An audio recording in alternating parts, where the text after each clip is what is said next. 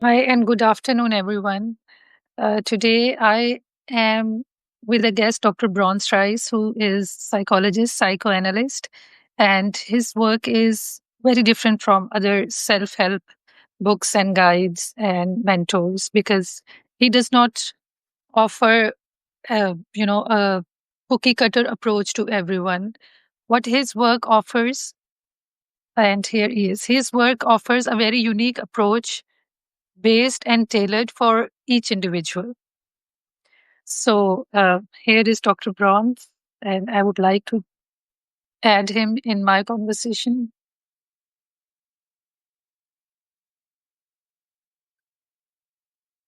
Just wait.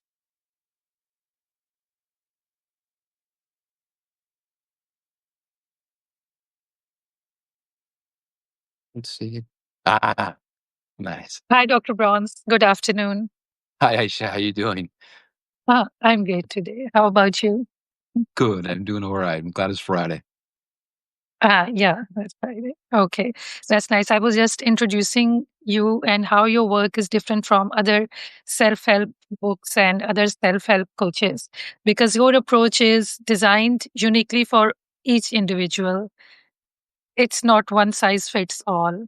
So this is what I love about your work as I've been reading, following your work on Substack and also on Medium.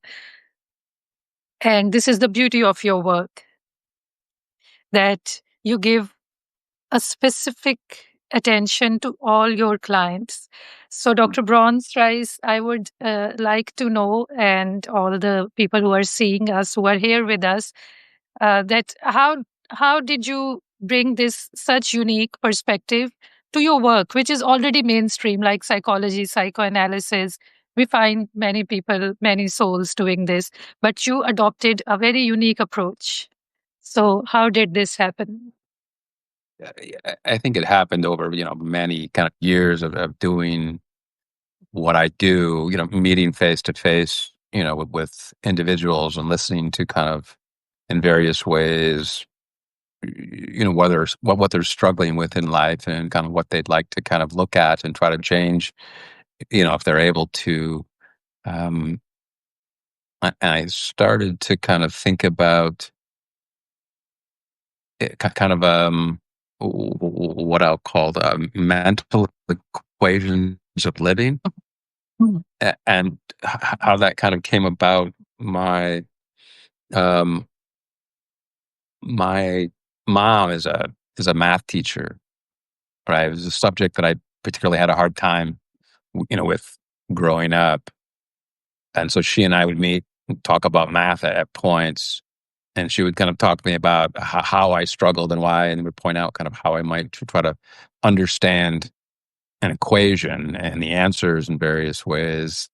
And eventually, I had such a hard time with it. She had to get me a tutor from a mm, college because she mm, and I would kind of get into it a little bit, and so she had to say, "Okay, well, let's settle down and let's get someone to come in and help a little bit." So I think that like that's a little bit about the equation in terms of the math piece of it. But I would sit with people and they would start to talk about different factors in their mm, life and kind of what was going well and what wasn't. And and I would listen to kind of like unconscious factors in terms of things that would go on mm, in regard to families when we would grow up. mm, Um, but then other factors, in terms of, maybe like sleep, exercise, diet, spirituality, mm, um, things that kind of help us do better or things that help us do, worse, like, sometimes heavy use in terms of drugs, alcohol, if abuse, trauma in various ways. And so as I would sit with people, I would start to have these math equations almost run through my mind in terms of, well, you add this, you take away this, that they need mm, certain elements that they're not aware of yet. How do I bring that up to them? So I think it started with just kind of a process of exploration with individuals in terms of what helped them feel better. What mm, kind of helped them get in touch with kind of mind, body, and spirit, and kind of a lived experience. And how do you live that out? So it's a little bit about how I started But it wasn't until the pandemic that I really started to say, okay, let me put this together to see if I can't put it out as a system a little bit. But I didn't want it to be like a lot of self help books where it's like, hey, you read this and here's 7 steps to a miracle, right? Uh, That's amazing, Dr. Bronze, because uh, your work your work makes sense a lot. Like, you do it is just like do 2 plus 2, 2 multiply by 2. Yes, the logic is there.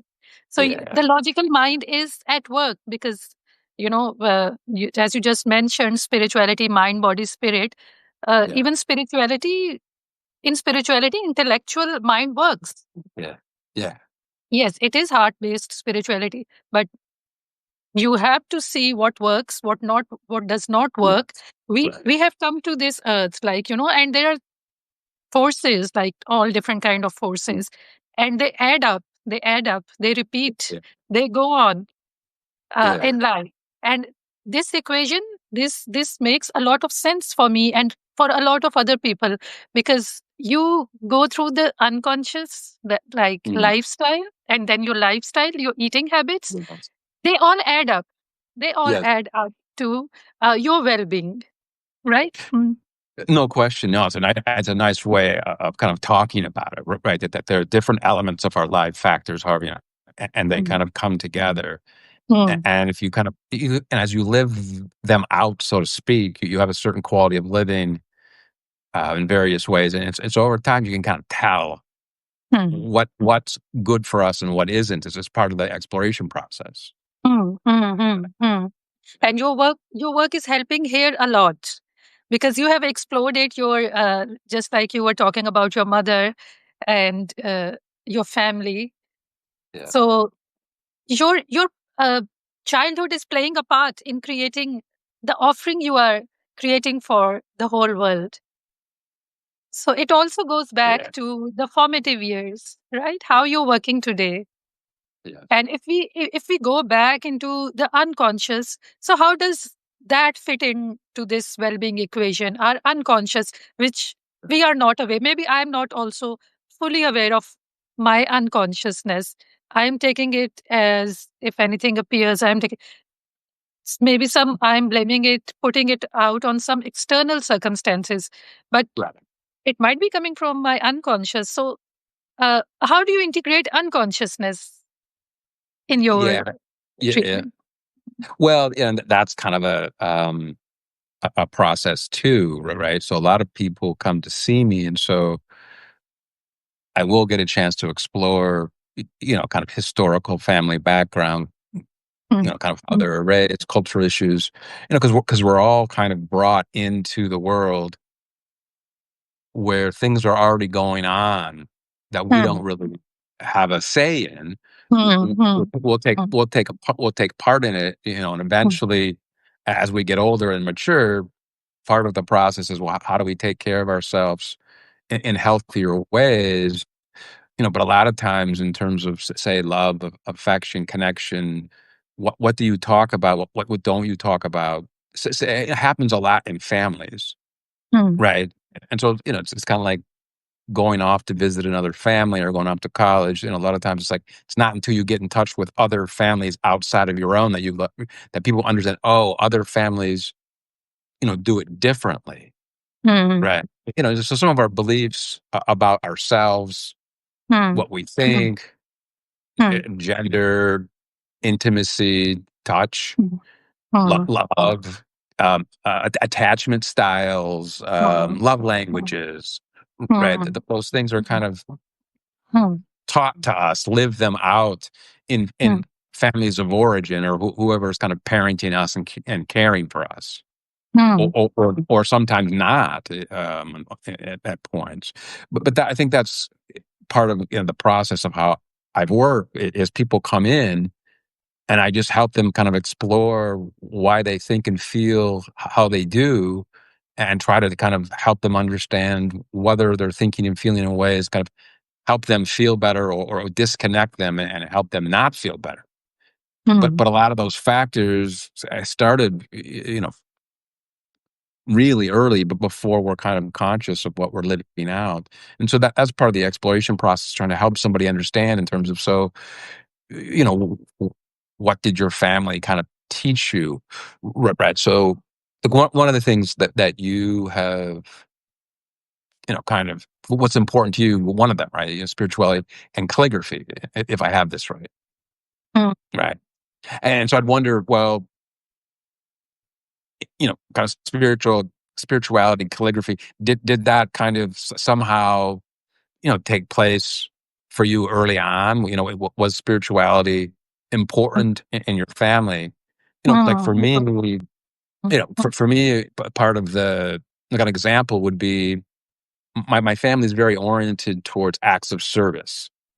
mm, mm, And so you're going to give to other people and spend time with them, and you're going to help them try to feel good. mm, You're going to try to help them mm, connect with God, the spirit, mm, in various different ways. And that was just something that was kind of expected of me, but really wasn't necessarily told to me in the way that we're talking. Right. It is, my father was a pastor of the church I grew up with, for 30 years. And so I just kind of grew up watching my family do those kind of things. And I was a part of that. So, so, mm, so, so, and they would do it almost like all the time. Right. And so one of, like an unconscious thing for me is, if someone mm, reaches out to me, I had better help them, mm, mm, even if it's 3 in the morning, even if I haven't had a lot of sleep, even if there are other things that I need to take care of. mm, I watched in my family, those things got put aside at points, and you helped, because that was kind of like your duty. It was that was a sacred act of connection. yes, that Right. that But sacred act of connection. That's true. That's the spirituality. That's the beauty of spirituality. That it is universal. The act of service mm, without any thought of return. This is what makes it sacred and spiritual. mm. So it was a part of your upbringing, like even before you came into this world. Uh, Yes. it was But going on in your family. Mm, yes. Yeah, and it's also the unconscious piece, right? Would be, at mm, points I would stay up late, put mm, other things aside, and really try mm, to learn what I do for a living, when I mm, was first starting out. And so, mm, or I would, patients would call me, after work, and leave a message, and I get worried, and so then I call them back, and then we're almost like having another session at night. mm, And so I had to figure out eventually how to put boundaries in place. mm, mm, But mm, that was some of the, unconsciously, the element, early on. I'm conscious of it now, but early on, the unconscious piece was, no, you put aside your healthy needs for yourself. You put those aside, and you help people. And, mm, mm, my thinking was, at almost any point in time. Now, I don't think that's exactly what my parents intended, right? yeah. Mm, But mm, at a young age, that's almost like kind of what I end up kind of living out, mm, right? mm. Oh, yeah. Let's see. Richard says, uh, so it's happy Thanksgiving, Richard. Nice. Thanksgiving in Canada, he said. Oh, okay. Okay. Nice. Nice.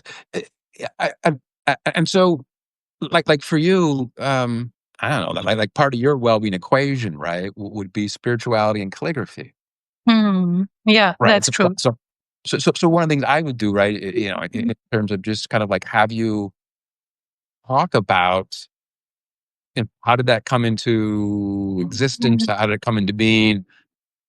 How do you live that out? And what do you think about that in terms of, for other people? I think that's a piece of the equation that I would help you, look at, let's say. Yes, yes. So spirituality, prayer, it was the part of the family I was born into. It was, a daily prayer, 5 time prayer, uh, for everyone is mandatory in the culture I was born into. Uh, So spirituality was there, but it was more of a ritual, and like it does not fully come into its essence unless we understand it from spiritual point of view, because prayer is can be just be a ritual of certain time, and then you start get on with your life. But for me, I turned towards arts, and I have been an avid reader and writer ever since I remember. I was a little girl of 5, 4, 6. I have this memory of buying storybooks and keeping them in a separate drawer Yeah. and going back to the stories and draw and create Yeah. Yes. something. Um, so I would I had selected landscape and abstract art before I turned to calligraphy. But then I was, I was into prayer and sacred words. So I thought I would try to write a word, uh, Mm, a piece of poetry like that. yes. And on surface level, it looked easy. But when I picked up a pen, I started writing. No, I could not write like the calligraphers. So I went to Turkey, Istanbul, and I got my training there. I sat with them, Mm, and then uh, I realized that I have to slow down. The time I joined them, I would just write like this. They told me yeah. to slow down. Yeah. I Yeah. slowed down and go like this, just to write the first alphabet, which is Aleph. Like it is written somewhat tilted, somewhat straight. It takes time to write Aleph even when you practice it. Yeah. So it slowed down my mind. It took me away from the world I was coming from. And there was no time when I was doing calligraphy. There was a time, there was so much flow, so much indulgence in that work, in that sacred work. Uh, I did not know how much time had passed. Yes. Yes. Yes. So the calligraphy and the work, the words I was writing, the poetry of Rumi that I was writing, it is sacred. It is so healing for all souls. Mm, And the words and the pen and dip pen and inks, handmade inks. So all this was a different world from what was going on in my life in general. And this was my time of my yeah. spirit connecting with something higher than myself. Mm, So, and I started loving that practice, that slowness, that uh, some kind of breath work. When I would just dip my pen in the ink, I had to breathe slowly, very slowly. yes. I Yes. had to get in the moment. Um, Without my knowledge of slowing down or anything, um, I felt very much at peace, at ease. Uh, During my calligraphy sessions with my teachers and even alone in my practices. Um, it was a very beautiful, mindful experience. Mm, nice. No. So, I mean, right there, you kind of explained how some aspect of participating with yourself in relation to something that you, it sounds like, kind of fell in love with via the art, and learning to kind of, even the piece in terms of learning to slow down, right? It's that Mm, you slow your mind down, you slow your body down. That there's something healthy and good for us when we do that, right? And remove ourselves, from some of the stress of the world. So, so, mm, so there's an element of where it's healthy in that regard. mm, Then you're able mm, to connect and use your mind, connect up with your body, connect up with something that they're kind of saying, hey, there's a way to connect with something inside yourself, but outside yourself. And then you're connecting with other people, mm, teachers, or you're teaching it, mm, right? So there's a movement in some kind of way that builds a lot of factors together. mm, And so there's a certain, what I want to kind of touch upon, right, in that well-being equation, right? Is there's a certain number of factors that you're touching upon mm, that have a certain amount of synergy. They come mm, together, they help with a sense of soulness, mm. wholeness, and something more. And you're able to, Yeah. and for me, I think about it in terms of, well, it's a lived experience, and you're connecting inside with outside, Mm, right? And kind of as you talk about it, I can kind of get a sense. There's a Yeah, process of definitely. deepening, Yeah.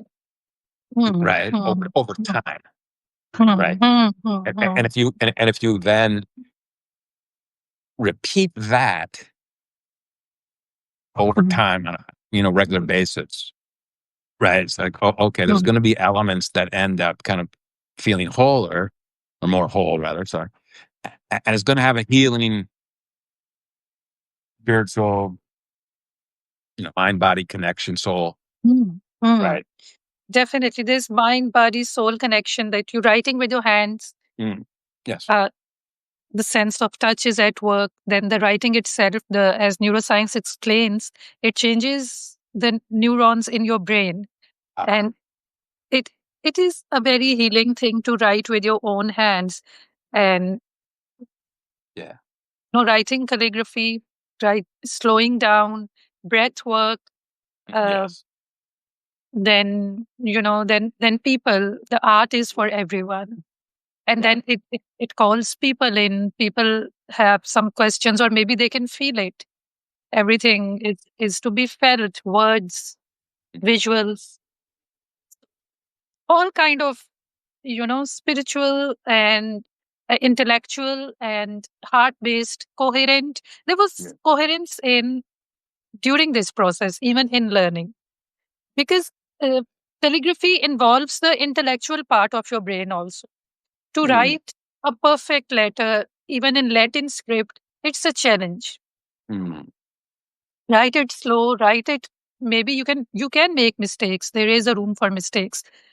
You can correct them later on. There are tools to how to correct the letters you're writing. Uh-huh. But it engages your intellectual mind. It engages your hands. It engages your heart. Yeah. So Yeah. it Yeah. and Yes. then the process of repeating, because you cannot get good at calligraphy in one go, in 1 hour, not a Yes. 1 year, because decades. You need decades of a dedicated practice. And this is such a beautiful sacred art, uh, that every time I go to it, Yes. it is challenging, and it puts me in coherence also. Yeah. That's the beauty of Arabic calligraphy. Mm. That's so nice. I Thank mean, you.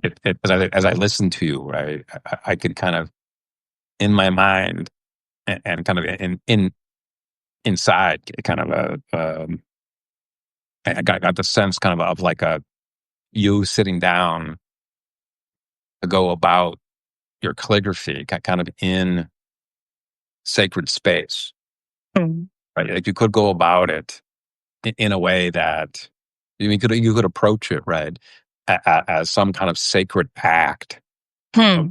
of bringing something into an existence, right, and then kind of sharing it, but but Yeah. to but to participate with yourself in regard, like, right, and there's going to be a history of calligraphy, so that you get a chance to participate with something in a way that you're helping your mind, body, spirit connect up with something that's good for us. I don't kind of, I'm not sure what you'd call it, right? And some people would call it God, Allah, the Great Spirit.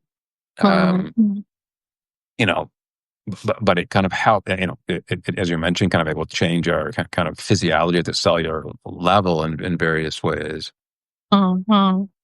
And then the repetition point. It's just you could see kind of where you'd want to come back, because if there's a sense of kind of healing, Mm. participating in something that produces kind of wholeness, um, Definitely. Mm. increase our intellectual, ability, maturation and growth, how to think about life, in various different ways. So you can see kind of the complexity that you're talking about in terms of why you can't just say, "Hey, this is what your well-being equation is," right? I have to kind of listen to you. We talk together, and then kind of like I end up kind of helping you figure out, what are Mm. the factors, how do they fit together, Mm. Mm. when do you do Yeah. calligraphy, when do you not? Yeah, yeah, but you know, that's like a little taste of, kind of like part of what mm, your well-being, there's other factors that would go on, but mm, in terms of spirituality and calligraphy, you just kind of laid out a little bit in terms of how you get in touch with part of your own well-being. And mm, there's a little bit of an equation going on, a little bit, so to speak. Yeah. Definitely, Dr. Bronze, that is, you are so right in creating this well-being equation for me, because it had become a very healing space for me. It had become a sacred space where I could go and I could feel the best I could about Yeah. myself, Yes. about my life, about my work. And Mm, it was sacred at the same time, because the art was not focused on me. It was mm, focused on the higher power. It was focused on love. It yeah. was focused on the sacred words which have been used for thousands of years to make human souls feel connected to the higher powers. Yes. So there is energy of words, so Yes. energy and vibration of that language, Arabic, Persian, even Judaism, Hebrew language. These languages have very high vibration. Mm, These languages are not like how we talk today, which is uh, mm, obviously we're in a, we chose to come in the world in this time. yeah. Yeah. So, but those languages, they still exist, and they have uh, healing energy and vibration, and Mm, most sacred prayers. And when you, even in America, there is Cherokee culture. Their language, their prayer style is, they keep it like their old ancient language alive in their prayer, in their language, because they also understand that the words we speak, they carry vibration.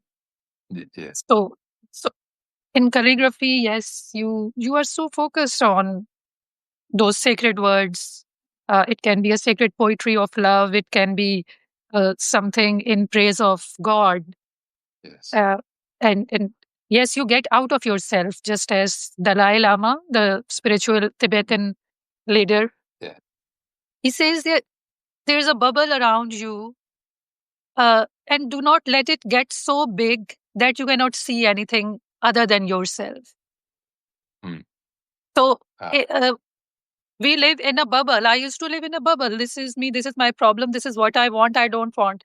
And calligraphy was a place when I would just slide out of that bubble without my knowing. And I would just focus on mm, the higher energies and the sacred words. Uh, and before even I realized they had made me very peaceful. mm, So to get out of your bubble, yes, to listen to other people, to get out of even your own mm, this mental ah, activity.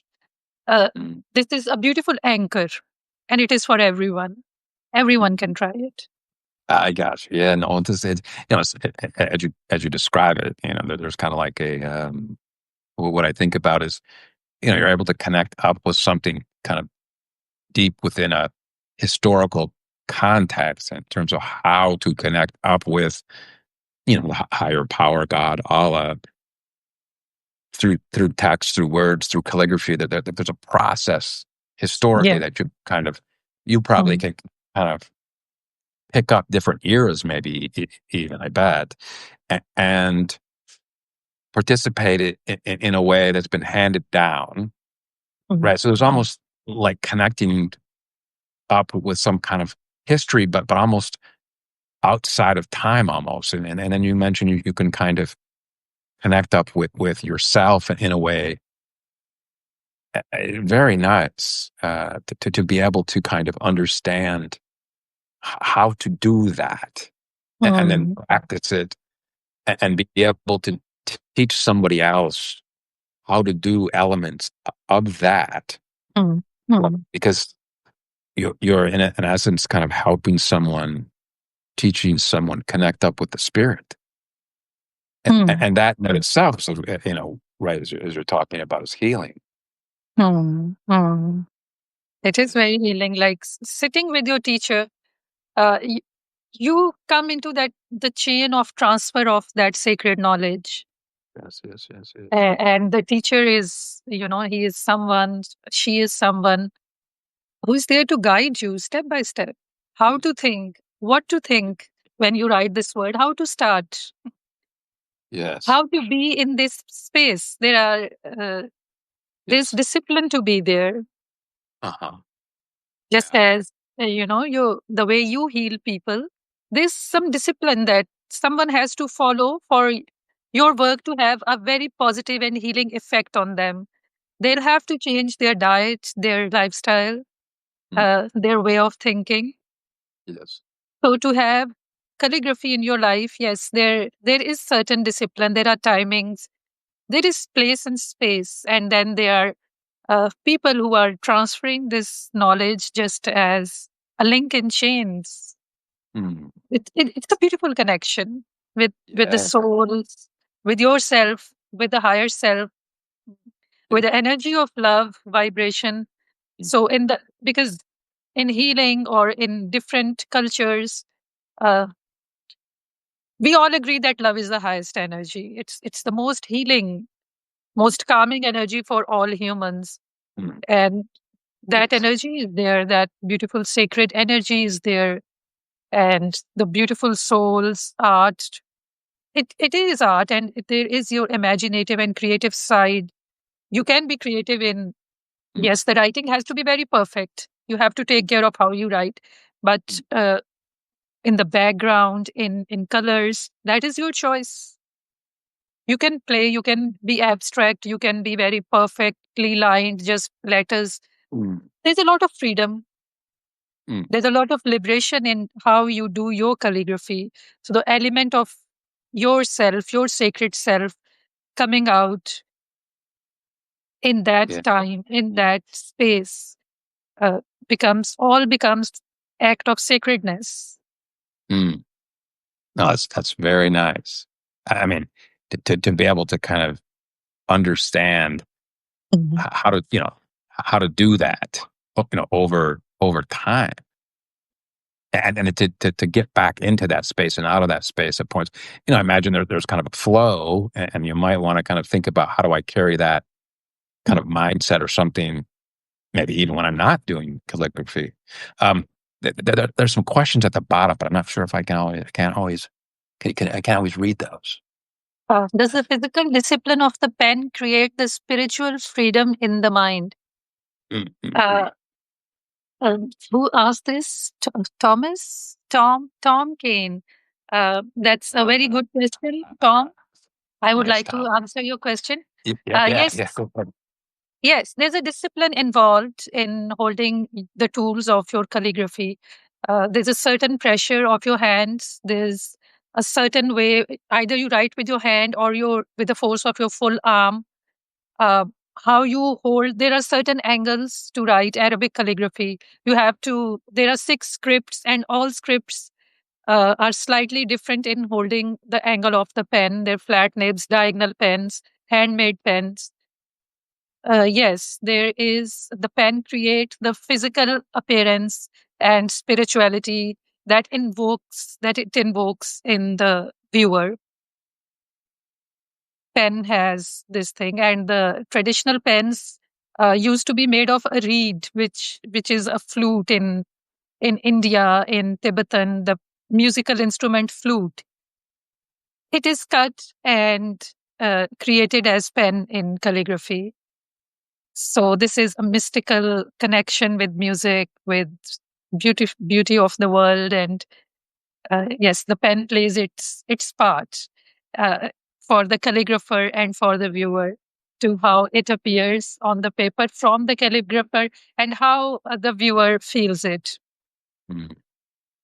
And the pen is made out of what is it again? Reed, reed. There is a bamboo kind of a plant Yeah. which grows in mostly in Indonesia, in Turkey also. So it is used to make a musical instrument, flute. Okay. Mostly it is used in India and Tibet and in that part of the world. So calligraphers started making their pens from that musical instrument kind of product. Okay. So Yeah. there's a connection to nature as well then. There's a connection to nature. Yeah. Yeah, yeah, yeah. Yeah, and so Mm, you can kinda hear those various different components in terms of something you're taking from mm, nature, mm, working with it, you're mm, making it into something that then you kind of use. mm, There's an art, to it. mm, You mentioned kind of participating, with a certain kind of pressure. So mm, there's mm, a body component, there's the spirituality component, right?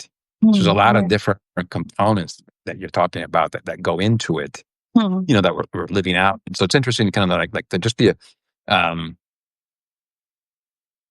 experiential piece, but the process that you're going through, mind, body, spirit, that you're working with from a historical tradition mm, passed down, um, by mentors, spiritual guides. I'm yeah. not sure what Yeah. they'd be called, Mm, right? mm, And mm, in my profession, I had a psychoanalyst mm, that I went through the process of being analyzed. I went 5 days a week, laid down on the couch, for 6.5 years, mm, Monday through Friday, every day for and just repeated stuff and looked at my unconscious and figured out mm, what was important to me and what wasn't, and how do I connect with something deeply in terms of how mm, do I heal through that kind of process. What are the mm, tools that you would kind of use mm, to get in touch with our soul, the unconscious, what we're living out, and the importance of that. So mm. that be a little bit about maybe where what I do and you do kind of might meet a little bit. Yes, definitely. Yes, definitely. Because the unconscious part, the discipline part, this discipline healing protocols for any kind of medical or psychological state. Uh, yes, it just as in well-being equation, you have to look into many aspects. Working with one individual, right? And Yeah, then yeah, that individual yeah. brings the healing to himself.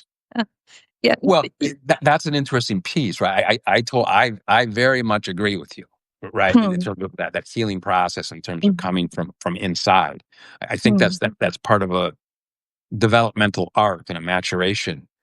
hmm, Um, but there would be a piece where, in terms of the love aspect, right? Well, so if you take a child, who just been born, right, and if they don't get the mother's touch and care and love, and in various ways, that then you can get developmental problems, right? hmm, hmm, And so that's always interesting for me, right? My mindset in terms of how much of the healing comes from this internal process of getting in touch with what's good for us, the hmm, spirit, right?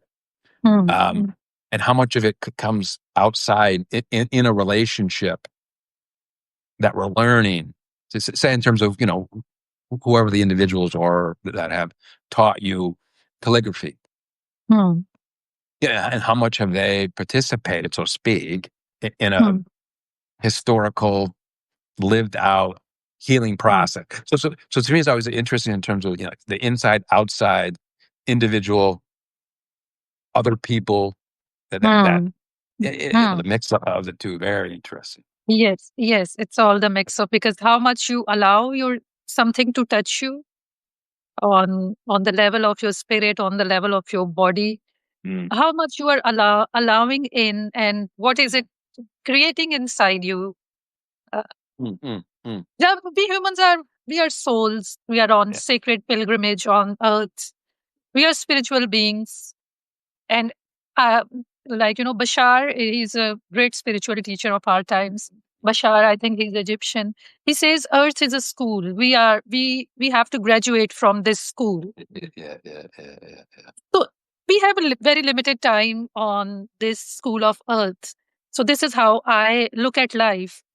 There are Yeah. many ways to look at life. Yes. There are material ways, spiritual ways, Yes. maybe other ways. Mainly these two, and the world is following material, and the suffering cannot be totally uh, eliminated just with material. The Right. spirit the Yeah. spirit aspect has to come in. Mhm. Yeah, yes.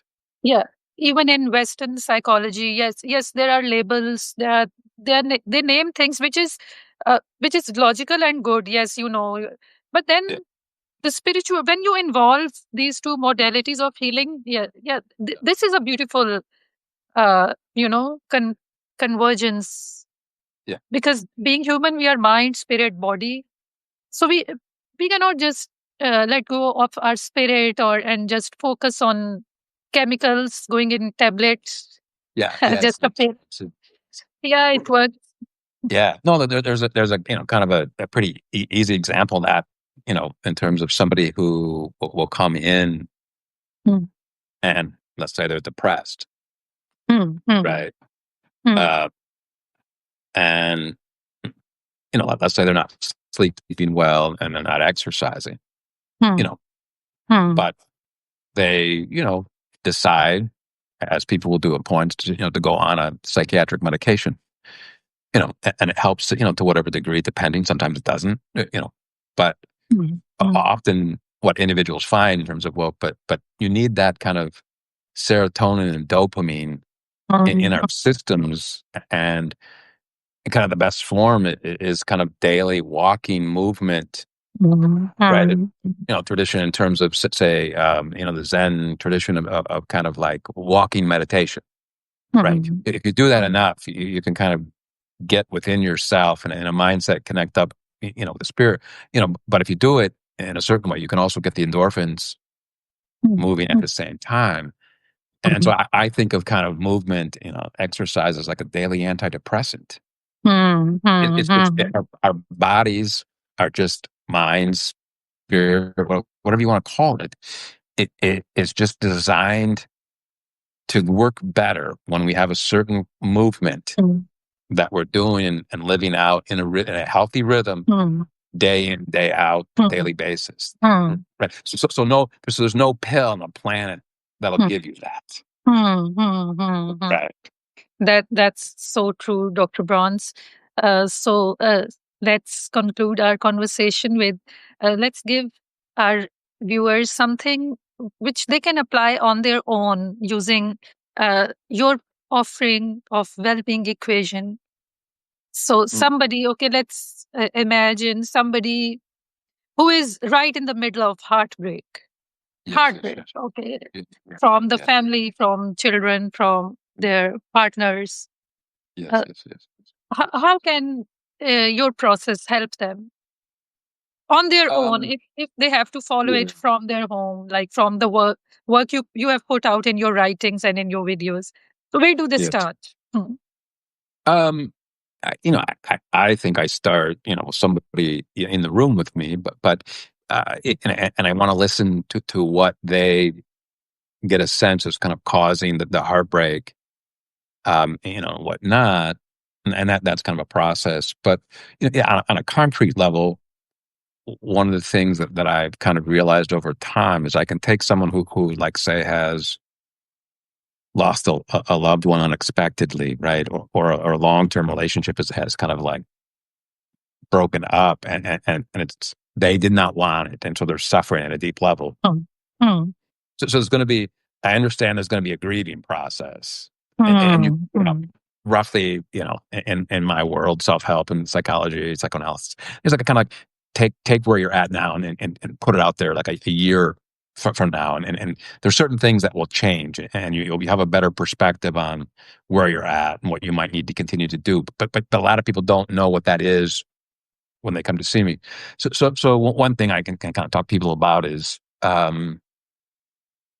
if you get your sleep rhythms back in line, Hmm. because they're often off during those periods of stress, Hmm. Hmm. sadness. So it's harder to keep those internal, rhythms moving in our body in the way that a lot of us are used to when our stress is lower. So you come in and your system's kind of off. And so if I can help someone get their sleep cycle and rhythm where it needs to be, if I can kind of help them eat healthy, Hmm. get movement and exercise, Hmm. um, it won't take care of the breakup and the sadness to some degree. But if you don't mm, do those things, your mm, sadness will deepen and it'll lengthen. mm. Right. So that's kind of a concrete thing that I kind of help people Fine. kind of This is like where you'll understand. start. Yeah, to take care of their, bodies, Yes. movement. Movement will eventually do change your mind, change the way Right. you think, right? Yeah, it's individual based and uniquely designed by you for everyone. Definitely, definitely these things help sleep. And sleep is the first thing which we Yeah. lose during these times. Yeah. No, it's Yeah. it's the biggest healing factor indicator out there, at least scientifically, right? Mm, Sleep is the mm. biggest indicator of Yes. healing Mm, mm, that mm, there is kind of out there. mm, I think we might be able to argue kind of, hey, kind of spirituality that would be maybe bigger in a certain kind of way, but some people might say, hey, God or whatever has designed us so that we need to sleep in a certain kind of way to get mm, in touch with a higher power at a higher frequency or mm, healthier mm, frequency. So that, I think that's one of the concrete things I help people with, and the other is I just kind of want to help them explore who eventually, right? I got to go through some grieving process, but I eventually want to help them understand, well, who were you before the sadness? mm, And mm, how do you come back in touch with elements, mind, body, spirit, with some of that? How do you begin to laugh again? How do you connect with your loved ones? Now, mm, it's often done kind of in sadness in various ways, to begin with.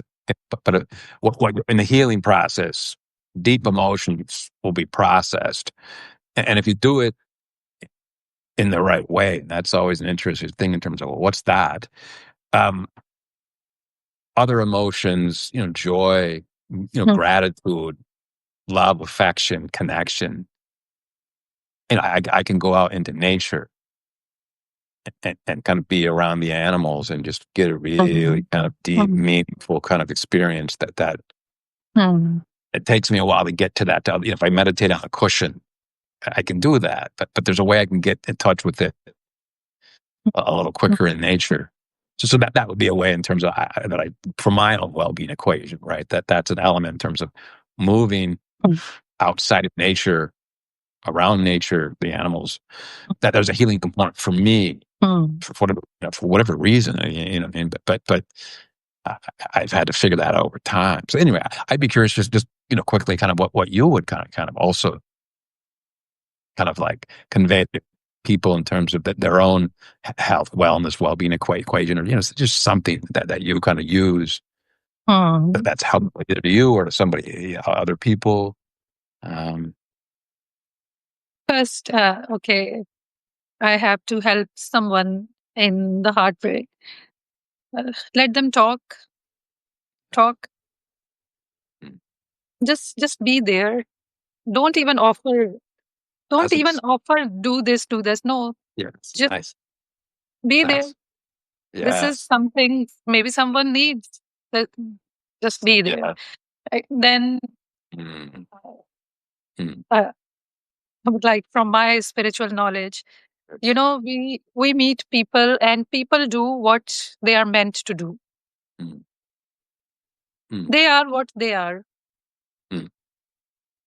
If it hadn't, if he hadn't meant to, if I wasn't, okay, let's talk from the heartbreak of romantic involvement. If I wasn't his partner, then maybe someone else would have, and he would have done the same thing. Because Uh, he is meant to do the same pattern which he was destined to do in this world. Karma. And Some people yeah, call it. okay, karma. Yeah, Well, he had to do this. yeah. And if, like from my perspective, yes, I my heart had to break. I had to break open. What's interesting, My Ed, my heart had to break to let go of the ego, which is an illusion, and the ego had to break. If if that person did not break it, maybe my child will come and break my ego. Maybe my mother would have broken my ego, because to reach and meet your higher self, this ego has to go. It resists. It makes you chase the Mm. dopamine hit of love, attention, Mm. appreciation. No, Yes. let it go. I would say let it go. The Yes. partner, the feeling, uh, just like, there is a sky, blue sky, clear sky, and then there are clouds. Some are storm, thunderous clouds. Some are very nice, beautiful, light clouds. Mm. Just take yourself as the sky. Mm. Let everything come and go. It will leave in its own time. Uh, mhm. It's gonna leave, and do not hold on. Just let go and strengthen your connection with yourself. The love must be coming from within myself to hold me. And with the heartbreak, the grief comes, it surfaces. Just grieve. It's your time to grieve. Grieve. Take your time to grieve. Mm. Lean into it. Accept it. It is from God, Mm. and it is okay. What is the good thing? Because God only does good. What is good about my crying, my grief? Why does God want me to cry and grieve? And why can't I be joyful? Uh, Yeah, because God wants you to be close to Him. yeah. God first. It's all between, all relationship begins between you and God. And you have to go into that space to make everything work good about love, loving and good for yourself and for Mm. your higher self and God. And from there, yes, then you meet people from that place of not neediness. No neediness. Meet people, meet people as they are. Okay? What are they saying to you, offering to you? Just meet them where they are, and stay in your joy, in your confidence, the way Uh, you are. yes. Yes. Yes. Yes. Yes. Yes. Is this all, this wisdom, this lessened my pain. Mm. Just say what a gift, what a blessing. Mm. Because without heartbreak, you cannot come close to yourself. Also, That's really nice.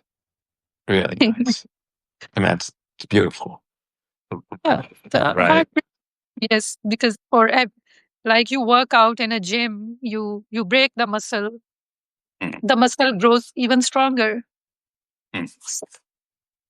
It's a passing beautiful moment. It's not a bad moment. Heartbreak is nothing bad. It is your time to come close to yourself and to the higher power, whichever you want to believe in, the creator, God, Jesus Christ. They were all, beautiful energies, beautiful souls. Mm. So you have to come and love yourself, and do not, chase, need. Mm. Everything is inside you. And just as Rumi says, darkness is your candle. Mm. Well, Yes. yeah, and so maybe the piece that I'll mention, and then I'll let you wrap it up. But that to be what you mentioned, right? To be able to bring a certain presence, listening, Mm, love, and allowing someone to share, right? That would be probably a first principle of healing in some ways. As far as what I do for a living. I mean, so the listening component without having to tell them this is what you do. mm, So you kind of, to me, like, okay, well, you just kind of like ding ding ding, you've hit upon something, and mm, there's a way to help yourself, other people mm, process mm, what is suffering, and that in that process it may help with detaching from an ego that's not helpful, and reintegrating kind of an element that, and God, other people might say a healthy ego. I'm not sure, but you mm, bring something to mm, you connect with something else through the process of grieving, suffering, to mm, come out. you know, where I guess what, Rumi, the darkness, and then the light. Right? But it comes through the dark Mhm. room. It comes through Mhm. that some kind of way to Yeah. get towards, so the healing, Mhm. one way, right? Not the only way, but one way, and then, kind of with therapy, psychoanalysis, is to get in touch with the dark, Mhm. difficult, in ways that you don't quite understand, but through Mhm. the listening, experiencing Mhm. presence with something Mhm. difficult, you then Mhm. learn to live something else out that's joyful. Mhm. Mhm. Mhm. Definitely. The shadow side, as Carl Jung, Yeah. I remember a line from Carl Jung. He said, the genius lies behind the wound. Nice, nice, Yeah, nice. yes, your genius is behind your wound. So the wound is not bad. Heartbreak is not bad. It's here to teach you something, to Uh-huh. elevate you.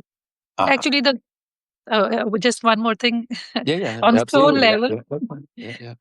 uh, our souls do not feel the pain Mm, when we are in pain of rejection of any emotion. Our souls do not know it is pain for this human. Our souls say it is my time to elevate.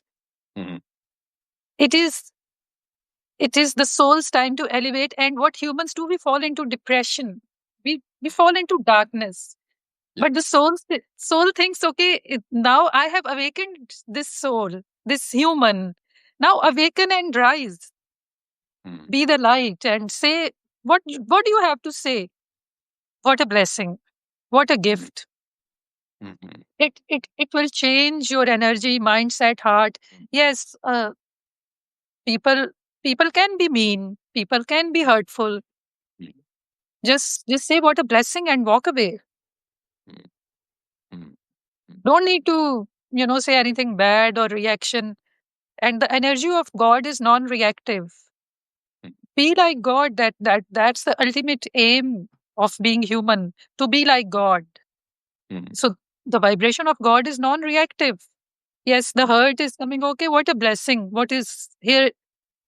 What is it teaching me? Like the Rumi, the Carl Jungs of the mm, West, mm, the things are the same. The cultures, the people, they all received the same messages, revelations, uh, and we all can benefit from it.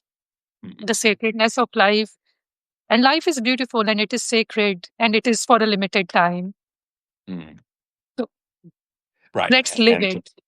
but and learn how to live with it and get in touch Mm, with elements that are healing, that are sacred, that are deeper, within mm, us, and be able to live them out in ways that are healthy for us. Because, mm, well, wouldn't that be what God wanted? If, you know what I mean? Like, okay.